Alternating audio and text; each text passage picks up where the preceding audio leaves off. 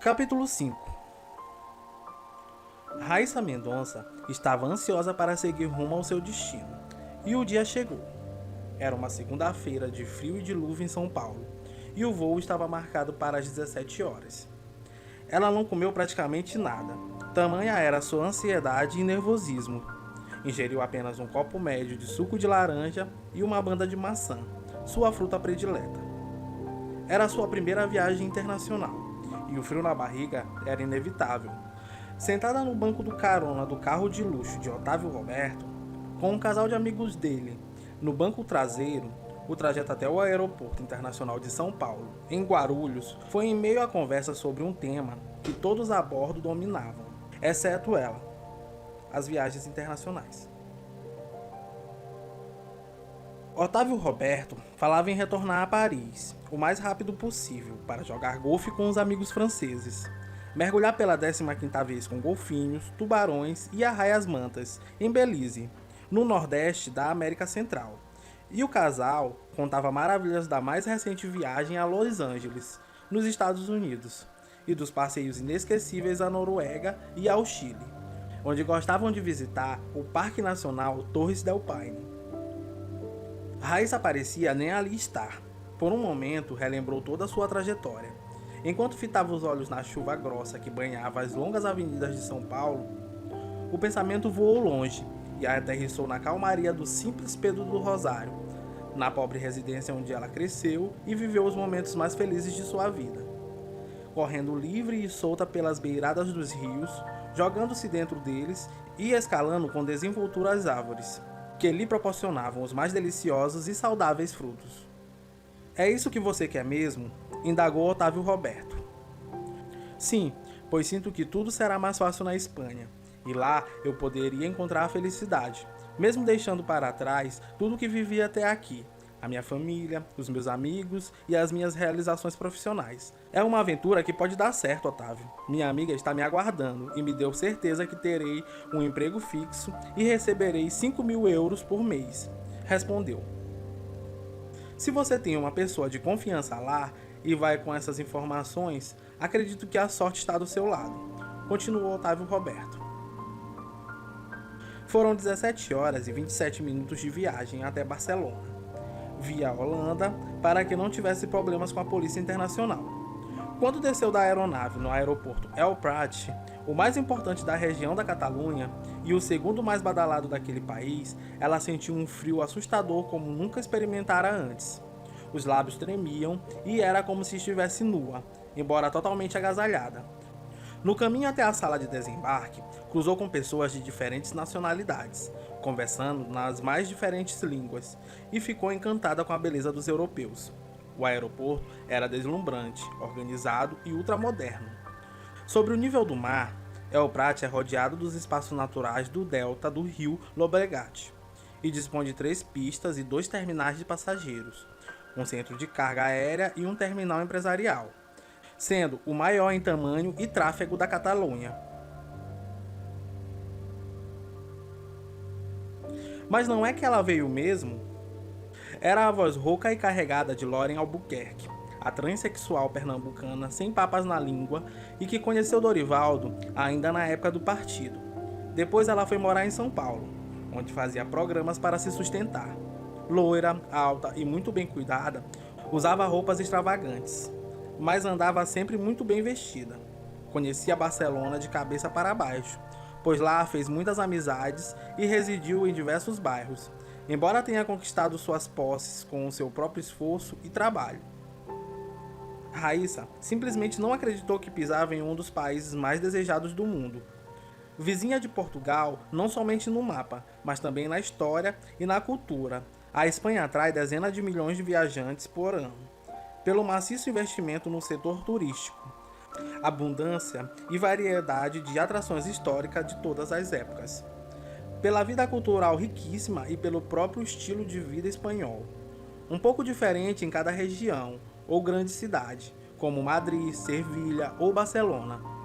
Os hábitos e a cultura popular são levados a sério pelos espanhóis. As touradas, a música e a dança flamenca são cultivados por excelentes artistas. A siesta e o bate-papo regado à sangria ou vinho fazem parte do dia a dia. Amiga, será que eu estou sonhando? Disse Raíssa. Foi um festival de encantos e descobertas.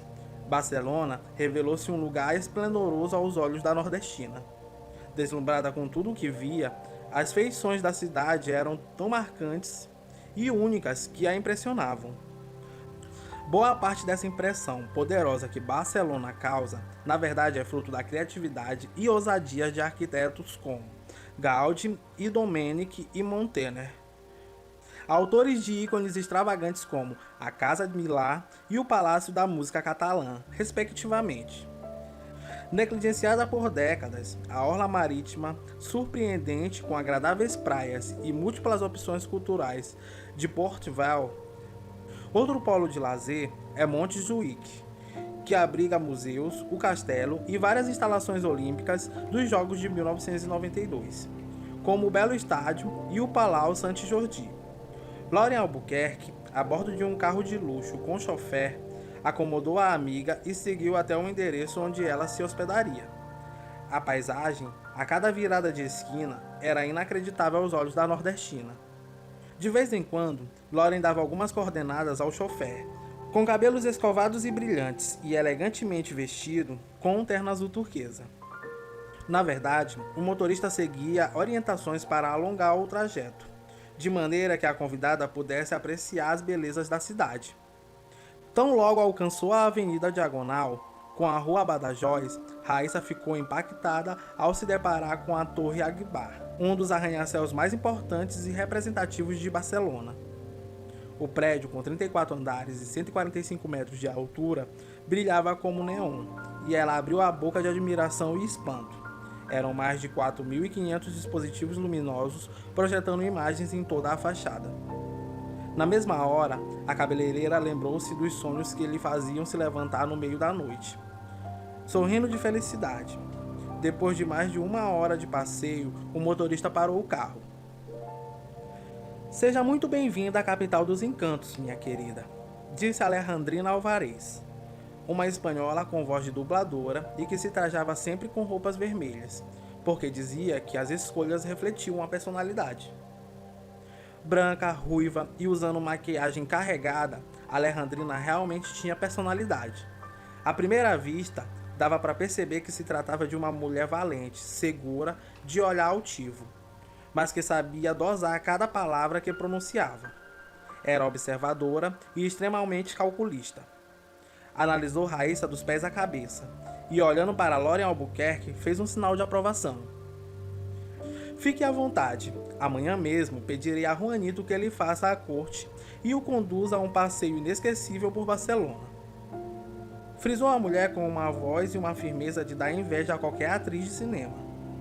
Raíssa foi conduzida a um quarto confortável e espaçoso, decorado com cores intensas, predominando o vermelho, cobrindo das coxas de seda as almofadas em formato de flores. A cama de casal ficava de frente para um tocador, espécie de penteadeira sobre a qual havia diversos tipos de perfumes, cujas notas exóticas não agradaram à hóspede. Em todas as paredes haviam cortinas, também de seda, o que dava uma sensação de aconchego ao ambiente. Ela usou todos os cobertores que encontrou sobre a cama, uma vez que o frio era intenso. Em cada uma das mesitas de noche havia uma lampana, lembrando um objeto chinês ou algo parecido. No piso, uma enorme alfambra, como se a intenção fosse cobrir tudo com um carpete macio, ilustrando formas geométricas cor de sangue. No outro dia, acordou com café da manhã na cama, ofertado por Juan Morales, um mexicano de excelente aparência, pele corada, olhos verdes e tatuagem no braço direito. Morales gostava de exibir o corpo forte e escultural, pois era adepto da saúde e dos bons hábitos. Não fumava, não bebia e nunca usara nenhum tipo de droga ilícita. Transpirava o frescor da juventude e percorria a cidade em um carro importado. Nesse mesmo veículo, conduzia Alejandrina para onde ela ordenasse. era uma espécie de motorista polivalente. Quando a patroa viajava, era ele quem dava as cartas, e adorava fazê-lo, exibindo um ar de superioridade. Para mim, questionou Raíssa demonstrando surpresa. Alejandrina Alvarez gostava de receber muito bem a todos que desembarcavam em suas posses, e não admitia recusas a algum dos itens de seu ritual de recepção, que incluíam um passeio turístico na companhia de seu melhor funcionário, que ela chamava carinhosamente de Juanito. Foi ele quem apresentou parte de Barcelona a Raíssa. O passeio começou cedo e terminou à noite, pois assim foi determinado pela chefa. A primeira parada foi na orla da praia Barceloneta, a principal e mais visitada de Barcelona. Com uma areia clara e mar tranquilo, é frequentada por moradores e turistas. O melhor de tudo é sua localização, bem pertinho do centro, com inúmeros bares e restaurantes para se apreciar a comida típica catalã, junto ao Mediterrâneo. O passeio continuou pela Praça da Catalunha, Parque Güell, Castelo de Montjuïc, Museu Nacional de Arte e Casa Batlló. A cidade é um destino que exige fôlego de quem deseja curtir suas atrações diurnas e noturnas, e Raíssa Mendonça tinha de sobra.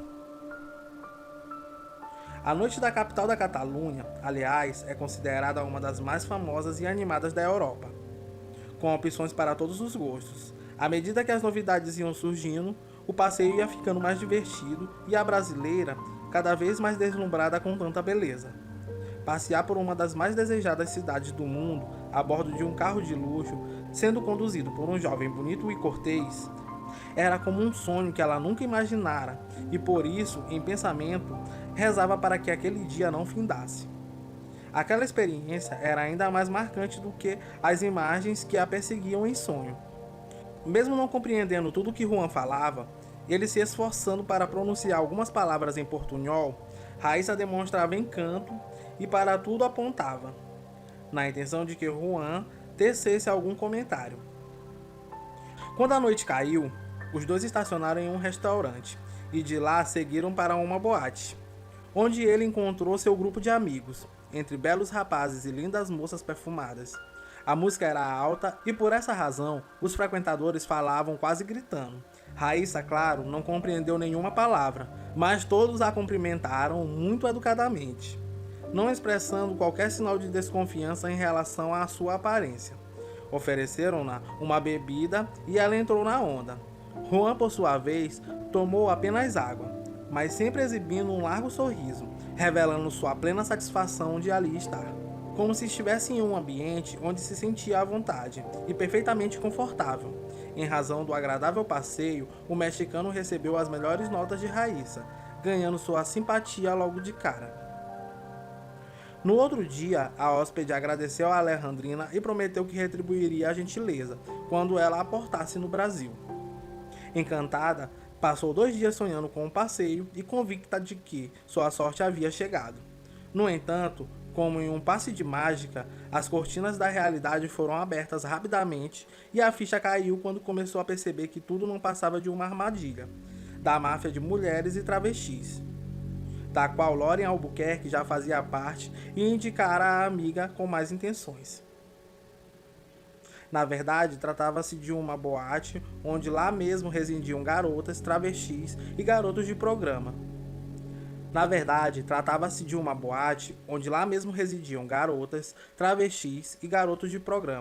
Das mais diferentes nacionalidades, principalmente romenos, brasileiros, mexicanos, paraguaios, nigerianos e dominicanos. O trabalho consistia em realizar um mínimo de 8 programas por dia, chegando a 20 relações diárias para pagar as dívidas da moradia, uma vez que era cobrada uma taxa de 50 euros por dia por Alejandrina, além de 3 euros por relação a título de troca de lençol e preservativos. Do rendimento bruto, os funcionários ficavam com apenas 40%. Era um trabalho escravo. Em princípio, sem perceber do que se tratava, Raíssa entregou inocentemente o passaporte para a proxeneta, que prometeu legalizar sua situação a fim de que permanecesse mais tempo na Europa. e viu-se em um beco sem saídas. Com veemência, recusou-se a fazer programas, não ajudando a dar lucros para a casa. Por isso, foi obrigada a pagar ainda mais pela hospedagem. Além disso, começou a ser humilhada pela dona da boate, que também a obrigava a cozinhar e a limpar os cômodos diariamente. A dificuldade para entender o que as pessoas falavam era um entrave para a brasileira. Todas as vezes que um novo cliente aparecia, ela se aproximava para observar se a língua falada era o português. Raíssa tinha a esperança de que, mais cedo ou mais tarde, surgiria alguém para estender-lhe as mãos. Sua rotina tornou-se exaustiva. Com os lábios trêmulos, ela deixava a cama por volta das 5 horas da manhã. Quase não conseguia andar de tanto frio. Abria a porta do quarto e seguia pelo longo corredor até a cozinha, onde tomava um copo de leite quente para esquentar o estômago. Por 3 vezes tentou fugir da boate, mas desistiu ao perceber que não iria tão longe. Barcelona, que parecia um sonho para a transexual, rapidamente virou um pesadelo. Seu desejo, a partir de então, passou a ser regressar ao Brasil o mais rápido possível. Deitada na cama, o pensamento viajava até São Luís, de onde não obtinha mais notícias, muito menos da família e dos amigos, já que era proibido o uso de qualquer meio de comunicação dentro da casa. Alejandrina fez questão de complicar ainda mais as coisas. Disse que aquele local era o único endereço seguro ou ela mesma a denunciaria à polícia espanhola. Sem passaporte ou documento, nada poderia fazer. A rotina foi ficando exaustiva. A brasileira foi resumida a um serviçal de quinta, obrigada a limpar o chão que os clientes pisavam. Todas as vezes que se lamentava, a madame impunha suas armas, repetindo que, sem passaportes, a empregada não poderia ir a lugar algum. Os dias iam passando, os afazeres aumentando e também o seu desespero. A espanhola rapidamente mostrou as suas garras e, como fazia com os outros, procurou intimidar a nova funcionária com sua voz encorpada e sotaque acentuado. Raíssa entrava em pânico quando a cafetina a chamava para dar as ordens. Por diversas vezes, presenciou cenas terríveis de humilhação envolvendo os acompanhantes que trabalhavam para ela. Ficou sabendo, inclusive, de um suicídio dentro da boate. Uma das garotas, não suportando mais permanecer naquele país e naquelas condições, tirou a própria vida dentro de um dos quartos, tendo um dos clientes como testemunha ocular da tragédia. Lauren Albuquerque praticamente sumiu do mapa, o que ficou bem claro que tudo aquilo não passava de uma armadilha. Juan não mudou o tratamento dispensado à hóspede, mas nunca mais a levou para nenhum passeio, por ordens expressas de Alejandrina. A mulher fazia questão de oferecer um único dia de benesses a seus subordinados, para que eles tivessem ideia dos lugares de onde brotavam os clientes da boate. A maior parte homens, em busca de diversão. Em dias de festa, todos os funcionários eram obrigados a participar e vestir roupas sensuais para divertir os clientes, inclusive Raíssa. 3 meses depois, quando a brasileira acusava um dos corredores da boate para concluir a faxina, percebeu uma discussão entre Alejandrina e Juanito. Nada entendeu, devido à fluência em que os dois conversavam, pronunciando as palavras muito rapidamente. Como não compreendia muito bem a língua espanhola, nada depreendeu do diálogo, mas escutou a frase: 7.000 euros são suficientes. Naquele mesmo instante, o mexicano deixou o quarto em fúria, e Raíssa percebeu que o jovem saiu desapontado, com raiva e insultando a proprietária da boate. Os outros funcionários já haviam dado a ela o alerta sobre o relacionamento íntimo entre Juan e a espanhola. Perdidamente apaixonada pelo mexicano, que também chegara ali para trabalhar como acompanhante, mas de plebeu virou príncipe, haja vista a sua elegância e beleza irresistíveis, que viraram a cabeça da matrona. Enciumada com os traços perfeitos do rapaz, ela tratou de poupá-lo dos programas, pois o queria para trabalhos exclusivos em seu quarto. Os dois, no entanto, tinham crises periódicas, sempre decorrentes da dureza e do orgulho da mulher, que alimentava o caso mesmo sabendo das aventuras do protegido, das quais ela fingia não saber para não perder o amado de vez, e assim continuar mantendo-o sob o mesmo teto. A ele fazia de tudo, inclusive confidenciava segredos, Quando percebeu a valiosa importância do estrangeiro dentro da boate, Raíssa prospectou que ele poderia ser sua tábua de salvação. A intuição da cabeleireira foi como uma flecha ao alvo. Assim que percebeu que Juan recolhia-se em seus aposentos, ela bateu à porta. O rapaz abriu em menos de 1 minuto e foi aí que Raíssa apresentou uma proposta irrecusável. Ofereceu a ele a quantia de 7.000 euros em troca de seu passaporte e documentos. Era quase todo o dinheiro que ela havia levado para a Europa, depois de ter trabalhado como uma condenada no Brasil. Juanito era o único que tinha acesso ao quarto de Alejandrina, e somente ele poderia resgatar os pertences da brasileira. O rapaz sabia que a poderosa chefona poderia até desconfiar, mas logo em seguida o perdoaria. A empresária era durona apenas profissionalmente. Para as questões amorosas, era um frágil vaso de cristal, que poderia ser estilhaçado a qualquer momento. O coração sofria bastasse uma desaprovação do mancebo. O acordo então foi selado e deu certo. De posse dos documentos, ela começou a prospectar uma maneira de fugir e teve a ideia de virar o jogo. Disse a Alejandrina que toparia fazer programas, pois já estava preparada. A proprietária do lupanar deu um sorriso como se já houvesse assistido aquela cena. Foi quando Raíssa deduziu que muitos garotos e garotas de programa que ali estavam também poderiam ter passado por tudo aquilo que ela estava passando. Mas o que Alejandrina não imaginava era que a hóspede planejava uma fuga. 3 dias depois, a cafetina chamou a cabeleireira para fazer a corte a um empresário português sexagenário que havia se tornado um de seus melhores fregueses. Seus olhos brilharam quando ela ouviu a frase "Boa noite". Valentim Fernandes, um educado e elegante português, avistou a brasileira de longe e confidenciou a Alejandrina seu interesse por ela. Os dois conversaram por cerca de 40 minutos e em seguida subiram para um dos quartos. Por volta da meia-noite, desceram as escadas e Valentim, muito educadamente, pediu a autorização da dona da boate para um passeio noturno com a funcionária. Como se tratava de um cliente ouro, a espanhola não pensou 2 vezes e liberou. Mas antes de sair, Raíssa subiu para se trocar. Foi quando pegou todos os seus documentos e colocou dentro da bolsa. Muito bem vestida e agasalhada, entrou no carro e os dois seguiram para o restaurante Can Cullerets, o segundo mais antigo da Espanha. "O que a senhorita gostaria de beber?", perguntou o português. "Champanhe, por favor. Sinto que esta é uma noite para se comemorar", respondeu Raíssa, que ficou encantada com a ambientação rústica do restaurante.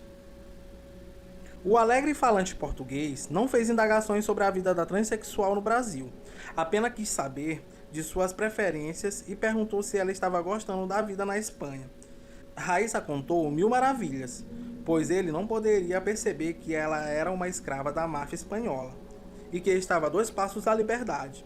Já que ele era amigo da dona da boate, poderia colocar seus planos a perder. "A sua licença, preciso ir ao toalete retocar a maquiagem." Com a ajuda de um dos garçons, a brasileira conseguiu sair do estabelecimento por uma porta sem passar pela mesa onde o português tomava uma taça de champanhe da melhor safra. Nervosa, atravessou a rua e chegou a uma praça. Abriu um caderno onde Juanito havia escrito tudo o que ela precisava dizer ao taxista, que a levou ao aeroporto, onde, de posse de seus documentos, passaporte e da passagem comprada pelo amante da cafetina, conseguiu embarcar, sã e salva, de volta ao Brasil. 7 meses e 7 dias foi o tempo de duração de seu pesadelo na Europa. Em São Paulo, foi recebida de braços abertos e sem perguntas por Otávio Roberto, que, de certa maneira, sabia que algo semelhante poderia fazê-la ser deportada ou retornar por livre e espontânea vontade da Espanha. Mas nada disse, compreendendo que ela precisava viver aquela experiência, principalmente porque estava decidida a isto. Já havia demonstrado com ações e palavras. A volta ao Brasil rendeu 27 dias em São Paulo, tempo suficiente que precisava para se recuperar do trauma e retornar à realidade em São Luís.